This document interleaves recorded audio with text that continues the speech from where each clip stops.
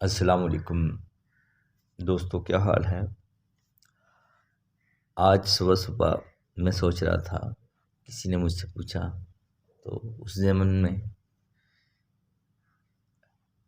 Personification کیا ہوتی ہے اور ٹرانسفرڈ ایپیتھیٹ کیا ہوتا ہے اور اینتھروپومورفزم کیا ہوتا ہے۔ میں نے سوچا چلیں اس پہ ویڈیو بناتا ہوں، اس کو اردو اور انگلش مثالوں سے واضح کرنے کی کوشش کرتا ہوں۔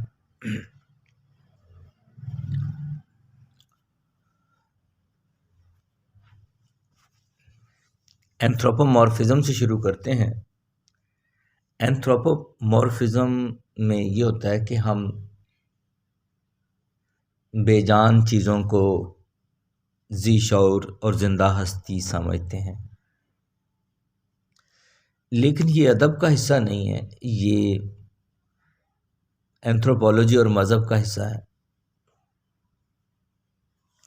گزشتہ تمام اقوام جو ہیں وہ درختوں کو، ہوا کو، تمام چیزوں کو زندہ ہستیاں تصور کرتی تھیں۔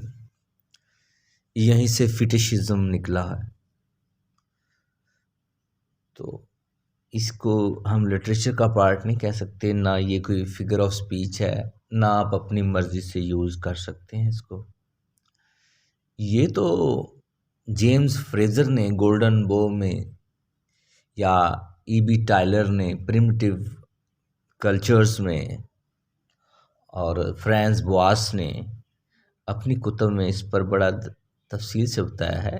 یہ اس کو روحیت مظاہر کہتے ہیں کہ تمام بے جان چیزوں کے اندر فرض کرنا کہ وہ بھی زندہ ہیں۔ مثلا آگ کو بھی زندہ تصور کرنا، پانی کو بھی زندہ تصور کرنا، تو یہ کسی حد تک فلسفے سے جا ملتا ہے۔ زائلومورفزم یا مادے کو بھی زندہ سمجھنا،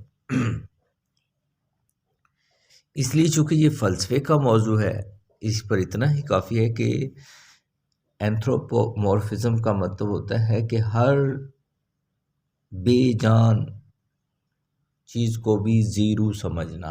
مثلا قدیم اقوام سائے کو بھی ایک ہستی سمجھتی تھی کہ سایہ کوئی جسم سے نکلی ہوئی ریفلیکشن نہیں ہے، یہ باقاعدہ ایک ہستی ہے۔ تو چڑیلیں وغیرہ اس طرح کا جتنے بھی کانسیپٹ پیدا ہوئے ہیں، مونسٹر وغیرہ،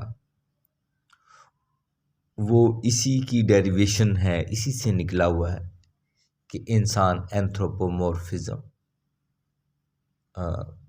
پر یقین رکھتا تھا کہ وہ بے جان ہستیوں میں بھی جاندار کو جان یا زیرو سمجھتا تھا۔ تو اگلی جو دو سٹیجز ہیں جو لٹریچر سے تعلق رکھتی ہیں، اس میں ہے پرسونیفیکیشن۔ پرسونیفیکیشن کا مطلب ہوتا ہے کہ فگر آف سپیچ کے طور پر اپنے ٹیکسٹ کے اندر کسی ایبسٹریکٹ یا ان اینیمیٹ بے جان چیز کو یوں مخاطب کرنا گویا کہ وہ ذی شعور ہو، یعنی انٹیلیجنٹ بینگ ہو یا جاندار ہو۔ جیسے ہم عام زندگی میں کہتے ہیں، اے زندگی میرا پیچھا چھوڑ دے۔ اب ہم جانتے ہیں کہ زندگی ایک ایبسٹریکٹ چیز ہے، اس کو ہم نے یوں مخاطب کیا کہ جیسے وہ ہماری بات کو سمجھ رہی ہو۔ تو یہاں پر جب ہم زندگی کو کر رہے ہیں کہ اے زندگی میرا پیچھا چھوڑ دے، تو یہاں ہم نے لائف کو پرسونیفائی کیا۔ ہوا اپنا سر پٹخ رہی تھی۔ اب سر پٹخنا جو ہے یہ زندہ اور جاندار چیزوں کا عمل ہے، اور ہوا چونکہ ایسی نہیں ہے، تب ہوا کا سر پٹخنا جو ہے ہم نے اس کو بطور مشخص کر دیا ہے، اس کو ایک شخص کے طور پر لیا ہے کہ جیسے کوئی شخص ہو ایسا حرکت کر رہا ہو۔ سیز اینگری،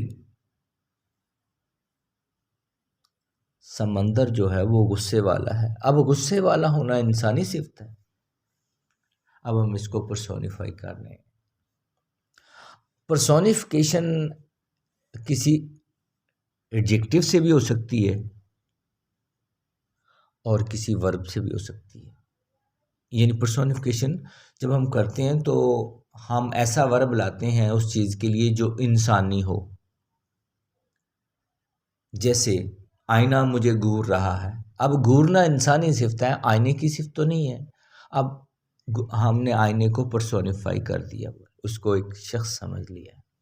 تو ہم عام روزمرہ زندگی میں بہت سی پرسونیفیکیشنز بولتے ہیں غیر شعوری طور پر. تو جب ہم اس کو شعوری طور پر بولتے ہیں تو پھر یہ فگر آف سپیچ بن جاتی ہے، یعنی جس کو ثنائے بدائے کہتے ہیں شعر و شاعری میں. تو اس سے ٹیکسٹ جو ہے نا وہ لائیو ہو جاتا ہے، تھوڑا سا انسانی نفسیات کے قریب ہو جاتا ہے اور وہ ٹیکسٹ جاندار ہو جاتا ہے. ٹرانسفرڈ ایپیتھیٹ بھی اسی کی ایک قسم ہے پرسونیفیکیشن کی. پرسونیفیکیشن جیسا کہ میں نے عرض کیا ہے، پرسونیفیکیشن ایڈجیکٹو یعنی اس میں صفت اور ورب دونوں کو جاندار سے بے جان کی طرف منتقل کر دینے سے پیدا ہوتی ہے پرسونیفیکیشن. لیکن ٹرانسفرڈ ایپیتھیٹ جو ہے یہ صرف ایسے ایڈجیکٹو کو لایا جاتا ہے جو انسانوں کے لیے بنا ہو لیکن وہ بے جاندار چیزوں پر بولا جائے. جیسے اداس رستہ. اب آپ کو پتہ ہے رستہ جو ہے وہ تو اداس نہیں ہوتا، اداسی تو انسانی کیفیت. تو اسی طرح حیران کھڑکیاں. اب حیران آدمی ہوتا تو یہ ٹرانسفرڈ ایپیتھیٹ نہ ہوتی، کیونکہ وہ تو ایک انسان ہے اور انسان حیران ہوتے ہیں، لیکن کھڑکی حیران نہیں ہوتی. اب جب میں کہہ رہا ہوں نا حیران کھڑکیاں مجھے تک رہی تھیں، تو اب حیران جو ہے وہ کھڑکیوں کے حوالے سے ٹرانسفرڈ ایپیتھیٹ ہو گیا. میرا خیال ہے آپ کو بات سمجھ آ چکی ہوگی. بہت شکریہ، تھینک یو ویری مچ. آج صبح گلا خراب تھا، پھر بھی میں نے یہ ایک ویڈیو بنا. Subscribe to my YouTube channel and press the bell.